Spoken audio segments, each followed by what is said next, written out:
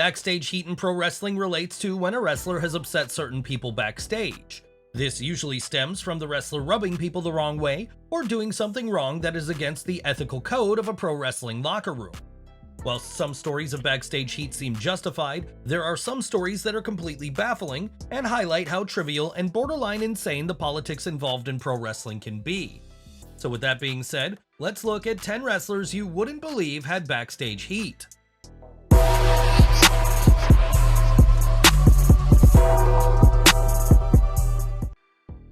Number 10. Chris Jericho.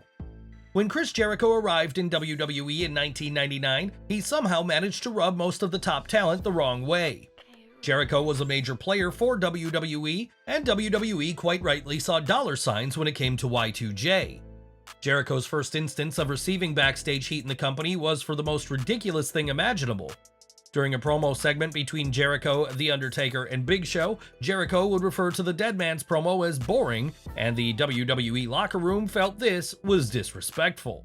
Speaking about the incident on Kurt Angle's podcast, the inaugural Undisputed Champion stated, "My second promo I called Undertaker boring. I said, 'You're boring.' And really, the worst thing is, we laugh about it till this day, he had just done this super long, ridiculously boring promo about taking Big Show to the desert to try and teach him how to be tough and feeding him scorpion meat and drinking water out of a puddle, and it just dragged on and on. I was supposed to cut him off and call him boring, but this night he really was boring. What was supposed to get heat, a lot of people were like, well, we can't argue with that, and I was simply too far dumb to realize it, and it ended up getting heat on me."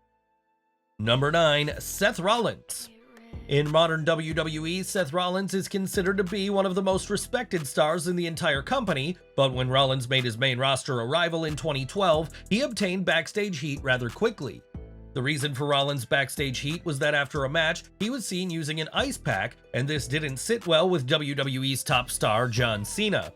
It was then reported that Rollins and the other members of the Shield had a big target on their back, and the trio, but specifically Rollins, had to try and win over the locker room.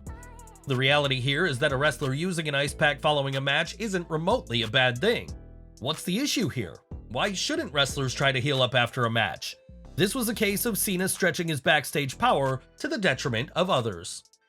Number 8. Tyler Breeze. At long last, Tyler Breeze was going to make his main roster debut in 2015. Fans were excited, as Breeze had been a top star in NXT, and fans were hoping that Breeze would be presented well on the main roster.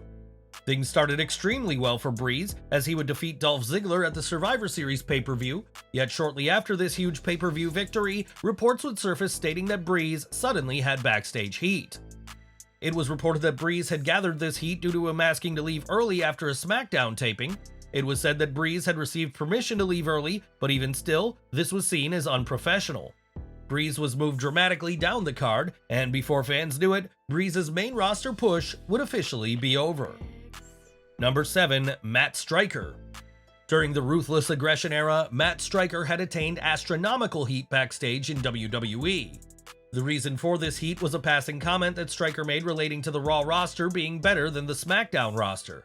The SmackDown roster had names such as Chris Benoit and JBL attached to it at this time, so naturally, this didn't go down well. This was a case of Striker simply hyping up his own brand, but the other wrestlers didn't see it that way, and when Striker appeared in a dark match for SmackDown, the backstage heat came to the surface when he was unceremoniously booted out of the SmackDown locker room.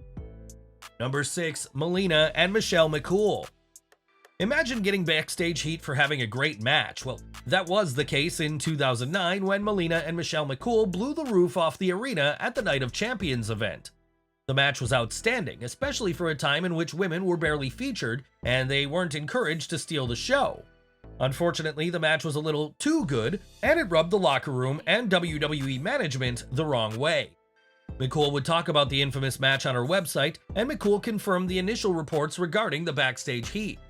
"We got in trouble for our match at Night of Champions. We got in trouble for our match being too good for girls. So I don't care how much trouble I get in if that's what I'm getting in trouble for.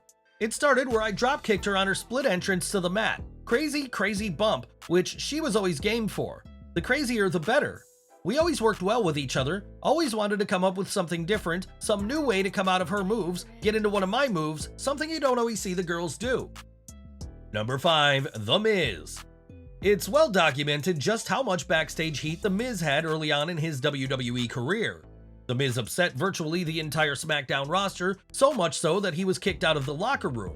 Even when Miz was WWE Champion in 2011, the backstage heat continued, and this was mainly out of jealousy of Miz main eventing WrestleMania 27 against John Cena.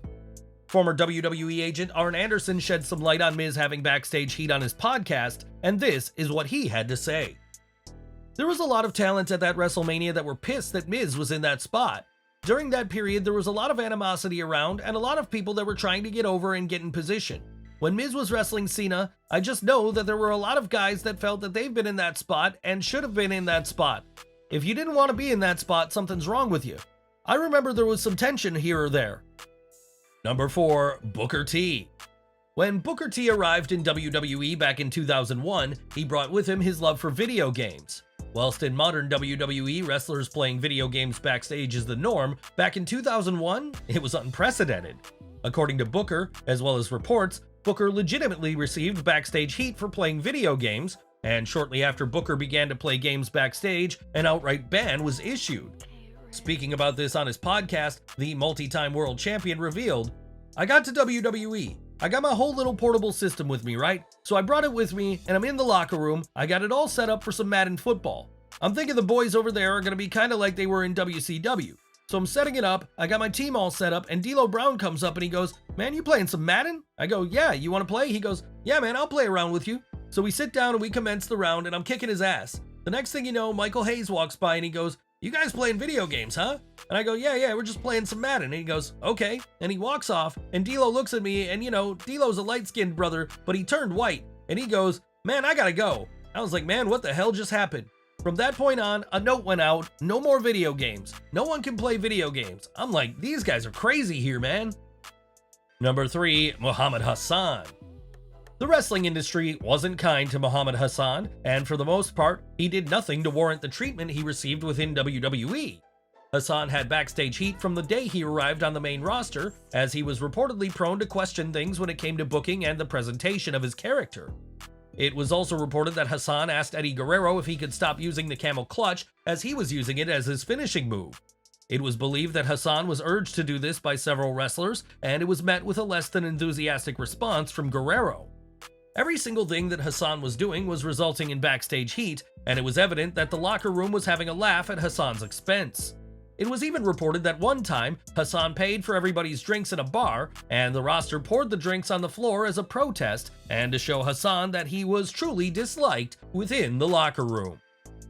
Number 2, Matt Riddle. In 2022, it was reported that Matt Riddle had backstage heat due to a comment he made about Roman Reigns during an interview. In this interview, Riddle would jokingly comment that he could beat Reigns in a real fight, and whilst no doubt a weird comment to make, it was ultimately harmless, but the locker room didn't see it that way. Riddle would be in an uncomfortable position in the locker room, as he was reportedly rather disliked at the time. It didn't help that names such as Brock Lesnar, Goldberg, and even Seth Rollins already disliked him, and now there were even more names in the anti-Riddle section of the locker room. Number 1, Edge and Christian. Back in the Attitude Era, it was common practice for wrestlers to receive backstage heat for nonsensical things. This was the case when Edge and Christian received backstage heat in 2000, and the backstage heat was so bad that the talented duo had to visit the Notorious Wrestlers Court. The story goes that Edge and Christian had built up a genuine friendship with head writer for WWE, Brian Gewirtz. The trio had very similar personalities and had the same interests outside the crazy world of pro wrestling. Apparently, Hardcore Holly saw Edge and Christian gifting Gewirtz an action figure of The Flash, and Holly, as well as other wrestlers, believed that the duo were bribing WWE's head writer. Edge and Christian would end up in Wrestlers Court, and according to Bubba Ray Dudley, the duo managed to reduce the amount of backstage heat by playing into the accusations of politicking.